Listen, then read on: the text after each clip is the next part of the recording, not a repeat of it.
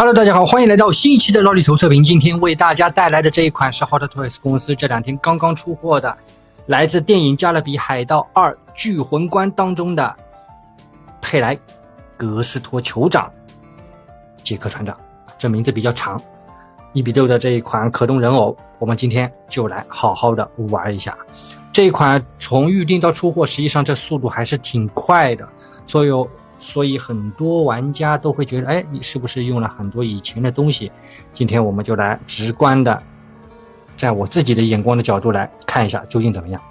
首先这颗面雕，包括这个脑壳，我个人感觉啊，毕竟是比较2026年的一个产品，对吧？然后我们可以直观的来看一下这个胶发，来，侧面这一块呢，而且不是布哦，就是个软胶。那再到背后，可以稍微的去活动一下它。来看一下这块头巾的一个涂装，脏辫的涂装实际上还不错，就是其他的一些细节看一下。直发呢会有这么一根儿，出场的时候发胶给它打得很厚啊，就一撮已经粘在上面了。如果你会打理的话，可以给它散一点点，包括这里的这个胶发细节，下方的这个2根小胡子，我就不多做评价了，大家自己来看，感觉如何？整个面雕呢，因为它是化了妆，对吧？所以油油的我也能理解，可以看到灯光打下来，这还是挺油的。然后很多玩家都说，这款眼睛呢还是不是做的有一点点大了。在我现在看来呢，这眼睛实际上还行，整体的这个面雕跟相似度也是挺高的。但是在我第一的直观感受里面呢，就是我刚拿出来这一个主体的时候，让我有点恍惚，感觉玩的好像打开了一个化了妆的 DX15 啊，我应该没记错，就是之前的一款 DX 系列的船长，非常像。但是那一款我已经没有了，所以没办法做对比啊，就是把它拿出来，整个素体帮脸重新涂装了一下。把玩的时候切记这一个地方要非常当心，因为它这个绳非常的细，很容易断啊，扯断了以后这个东西就很容易掉出来了。脑壳依然是磁吸的一个，拿起来还是比较紧啊。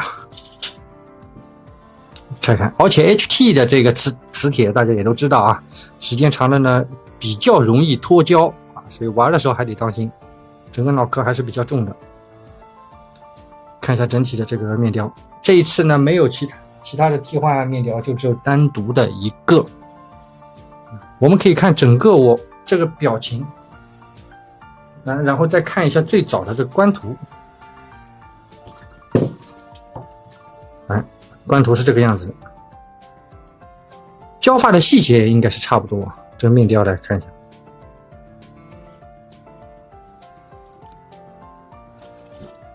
什么区别就是大家自己来看，每个人的眼光不同啊。整个头雕来看一下，脖子下方也是有这个涂装的，比较油亮。整个素体非常的薄，也没有任何的填充。手臂关节我们来看一下，给它把衣服撩起来啊，看一下整个手臂，小手臂是有一些细节涂装的，大臂这里是没有的。出场的时候手型就会自带2个造型手，整体的关节反正我这个会稍微松一点点啊。再看一下这里，这只手呢上面会有纹身的一个细节处理啊，这个小涂装。手指也是啊，手型也是偏油一点点。好，然后我们把这个胶发给吸上去。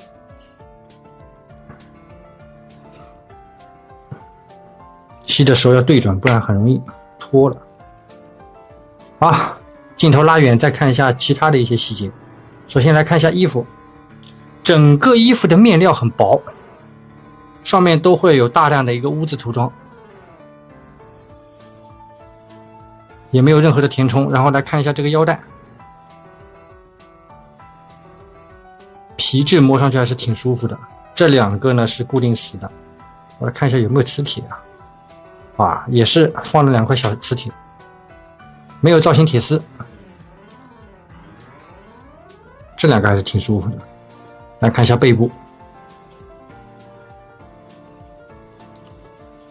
裤子这一块呢也是非常薄，下方把玩的时候这几个小扣子千万不要去掉了。鞋子这一块做的还是不错，摸上去质感不像以前了，以前那个质感就感觉像比较厚的纸片一样，但是这一次摸上去这个面料还是比较舒服的，而且腿部关节相对来说还是比较紧，相对比较松的呢就是手这里。好，然后我们来看一下它的一个基础可动，毕竟没有外套，头部的话360度实际上是可以的，但是碍于这个胶发的一个干涉，差不多只能这个样子。抬头幅度几乎没有，被后面的头发给顶住了。低头是可以的，没问题。侧头也有，可动眼的调节是拔下来了以后在后方。然后来看一下手臂，首先抬举，没有外套的干涉就是好啊，这动作幅度非常大，而且本来衣服比较松。手臂前倾也有，往前来看一下，到这里回弹了，我来看一下这只手，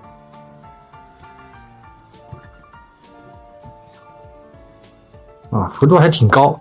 在转动手型的时候，切记手不要去摸到这一块，这几个很容易掉，我感觉粘的不是特别的牢。大臂旋转也有比较紧，手臂也能往上抬一点点，手肘，哇，这个能非常的贴合的折起来，手肘关节还是比较紧的。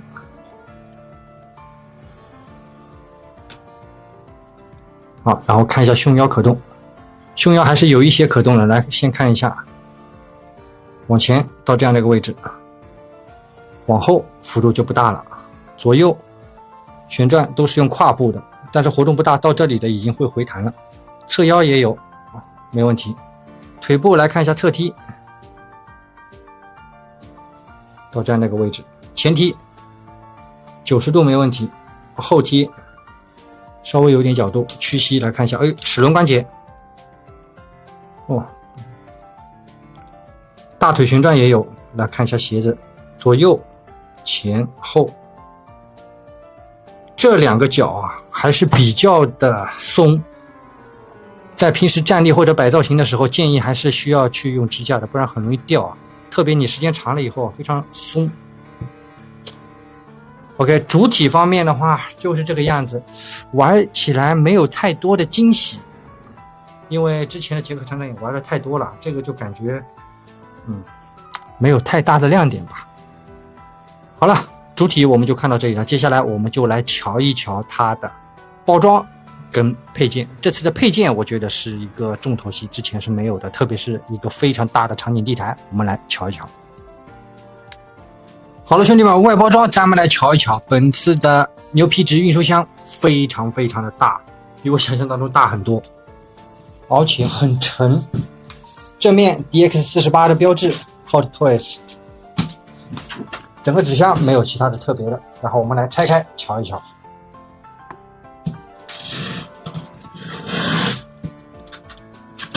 毕竟是 DX 系列虽然说已经大不如前了，但是应该做的还不错吧。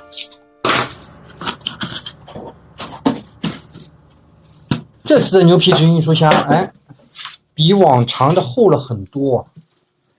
我记得以前铁人的一些牛皮纸运输箱都非常薄，这一次终于用回了以前的那种厚纸板。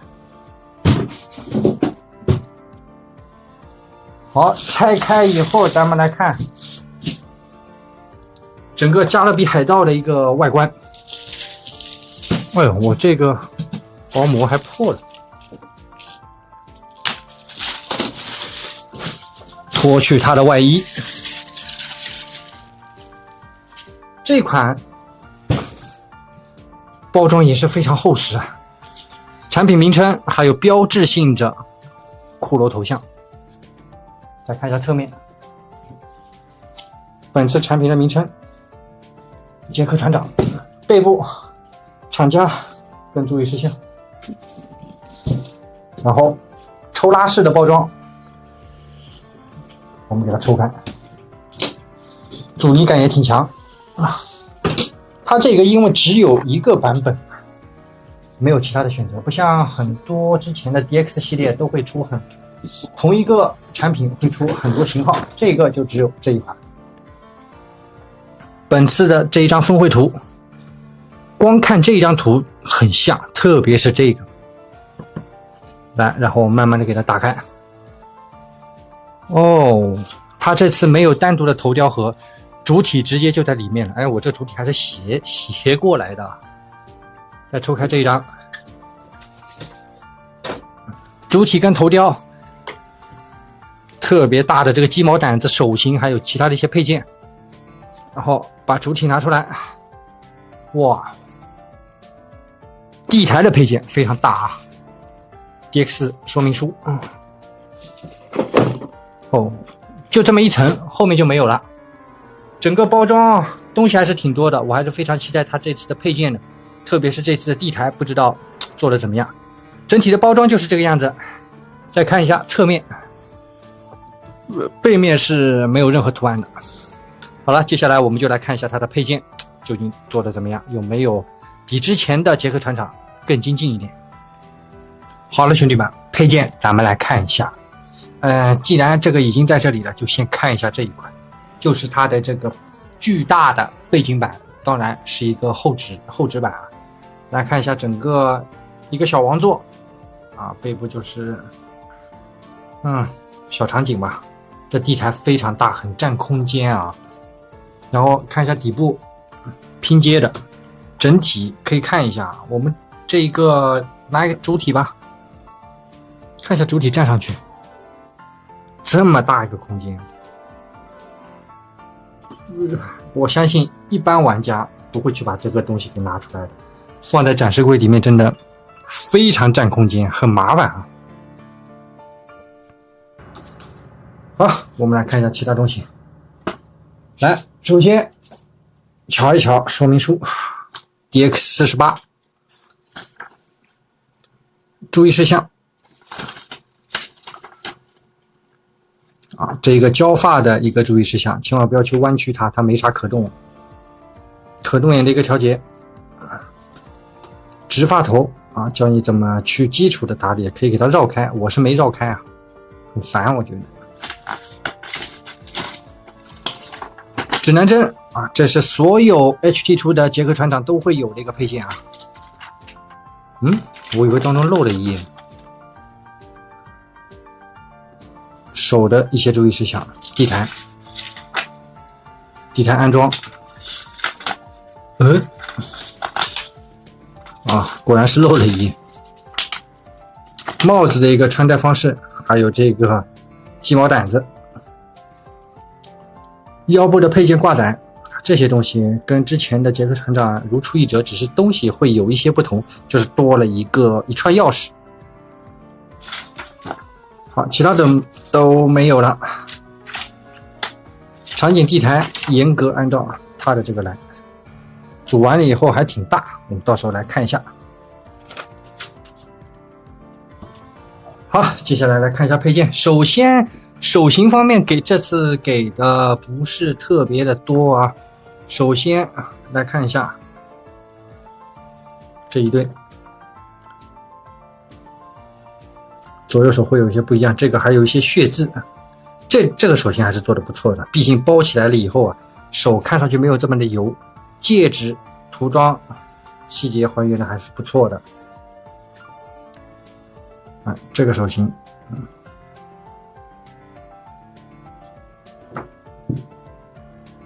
握持手2个，都是右手的，又是一个握持手型。手型的一个补件，身上的这个小扣子啊，它也给了一些补件，但不多。地台的这个拖堂支架一个，可动眼的调节器，挂在腰上的指南针一个，来看一下啊，这指南针我感觉好像是沿用的吧，从这里给它打开，但是很紧啊，开的时候当心点。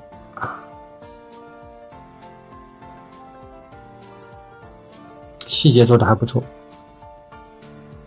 绳子依然是那么的细。第二个配件都是一个软胶材质，这种小的近距离看的话，这涂装会稍微糊一点，挂在腰上还不错。再来一个，最后是新的，之前的版本的杰克船长都没有的这一串钥匙。塑料件，这个铁丝有一定的这个，看一下啊，没有柔韧度，按照说明书来挂载就行了，挂在它腰上。每把钥匙的涂装细节都有些不同。OK， 然后来看一下鸡毛掸子一个，真实材质。啊，就是把它做小了比例，摸上去这个毛非常舒服，但是玩的时候不要太用力啊，这个毛很容易被你给捋下来。下方软胶件的一个握把，握在手上。说实话，这个东西真的能去清理灰尘，挺大，你可以看一下，我一个手掌已经直接放得下了。然后这一顶帽子。来看一下整体帽子这个细节，这些真实的羽毛做的还是非常不错的。然后看一下细节涂装，这骷髅面雕还行，然后会有一些蛇，整体还不错。内部呢没有一个防剐蹭的，戴的时候得当心点，这些地方都是用的软胶，不是塑料。上面真实材质啊，稻草一样的，这个还不错，所以我一直觉得这个东西就是买配件送主体。好，然后镜头拉远，我们来看一下把它戴在头上的这个感觉啊，拿出主体，戴的时候当心。哎呀，我不能直接戴上去吗？翻车了，难道它？因为我刚刚也没有特别仔细的看它的说明书啊。啊，确实是这样。我以为是需要把头盖骨给拿掉，但不是，它就是直接戴上去的。啊，只是我刚刚戴的这个位置不对。看一下整体的高度啊，主体的高度会高很多。骷髅这一面朝着自己，差不多这样的一个角度，这样就能放进去了。但我感觉，看上去不是非常的好看啊，可能我还得再把它往下压一点点。现在就是大致的给它戴了一个样子。说明书上是把它整体的这个头巾全部压下去的，但我怕把这个涂装给蹭掉。这个真的是非常紧，所以安装的时候还是要当心一点啊。整体效果还可以，这确实，如果你这个东西头巾做了一个真实的布料的话，再去戴这个，真的很容易把那块布给弄坏。这一点倒也算合理吧。然后这个也是我个人非常喜欢的配件啊，大致看一下就行了。我觉得这玩意儿如果拉近距离看的话，会不会被和谐？全是断掉的手指，而且细节涂装做的非常不错，绳子也是比较粗，没那么细，你也可以去挂在主体的身上，稍微给它绕一下，因为这根绳子确实比较长，看你怎么搭配，拿在手里也行，随意 DIY。 接下来就是咱们的场景地台了。首先这个地台尺寸做的是真的有点小啊，我一开始以为这个底板会做的比较大一点，细节涂装，特别是这个岩石涂装，依然是 HT 传统的工艺啊，没有任何的这个区别。当中安插拖装支架，这边会有个骷髅，手感还不错。然后咱们来介绍介绍它背后插的这几根啊，第一根非常的长啊，可以看一下它整个高度跟主体都差不多了，比主体还高，比主体还高一截。这个涂装我觉得做的还是非常细致的啊。首先这个骷髅，包括这下面这一块布料，虽然说做的是一个软胶件，但它涂装的细节还是不错的，包括破旧的这个质感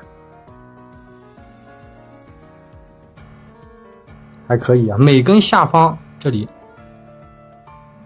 啊都有一个连接杆，你严格按照说明书上来插就行。这第一根，第二根骷髅是这个头骨是嘴巴张开来的一个造型。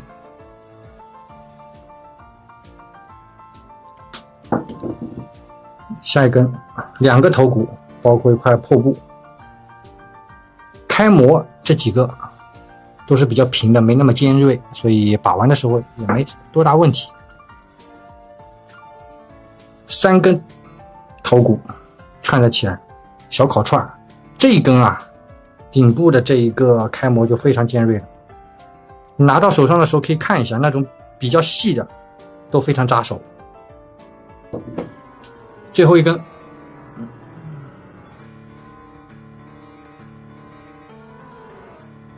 好，一共就这些东西。